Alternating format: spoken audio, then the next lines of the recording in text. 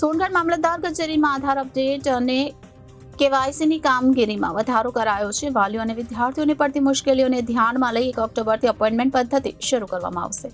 તાપી જિલ્લાના સોનગઢ ખાતે કેવાયસી અપડેટની સુવિધામાં વધારો કરવામાં આવ્યો છે. સોનગઢ મામલતદાર કચેરીમાં આધાર અપડેટ અને કેવાયસીની કામગીરીમાં વધારો કરાયો છે. વાલીઓ અને વિદ્યાર્થીઓને પડતી મુશ્કેલીઓને ધ્યાનમાં લઈ 1 ઓક્ટોબરથી અપોઇન્ટમેન્ટ પદ્ધતિ શરૂ કરવામાં આવશે. તો વધુમાં સોનગઢ મામલતદારશ્રીએ જણાવ્યું હતું કે કેવાયસી વિના પણ વિદ્યાર્થીઓ શિષ્યવૃત્તિ મળવાપાત્ર છે, જેથી વાલી અને વિદ્યાર્થીઓને ગભરાવાની કોઈ પણ જરૂર નથી. જે અંગેની સંપૂર્ણ માહિતી મીડિયા સમક્ષ આપી સાથે અફવાઓથી ભરમાવાની જરૂર નથી તેવો સંદેશ પણ લાભાર્થી અને વિદ્યાર્થી સહિત પ્રજાને મામલતદારશ્રીએ સમજાવવાનો પ્રયાસ કર્યો હતો. અત્રેના તાલુકામાં 20 જેટલી આધાર કીટ કાર્યરત છે, જેમાં CSC કેન્દ્ર ખાતે તેમજ ગ્રામ પંચાયત ખાતે પણ કીટો કાર્યરત છે, જેમાંની અમુક કીટો ટેકનિકલ અને વહીવટી કારણસર બંધ છે, જેને શરૂ કરવા માટે સંબંધિત વિભાગને તાત્કાલિક શરૂ કરવા માટે જાણ કરવામાં આવેલ છે.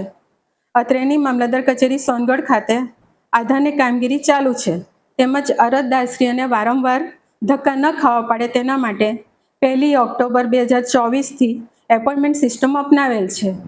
જે માટે અરજદારે કઈ તારીખે આવવું તેની અગાઉથી તેઓને જાણ થશે.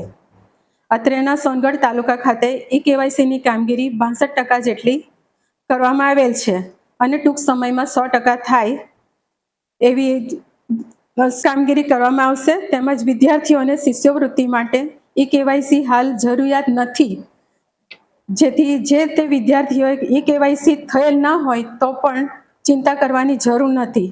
શિષ્યવૃત્તિ નહીં અટકે, જે માટે માન્ય શિક્ષણ મંત્રીશ્રીએ પણ ન્યૂઝ દ્વારા જાણ કરવામાં આવેલ છે. Reporter Ashish Gamit, Janadesh news, Tapi.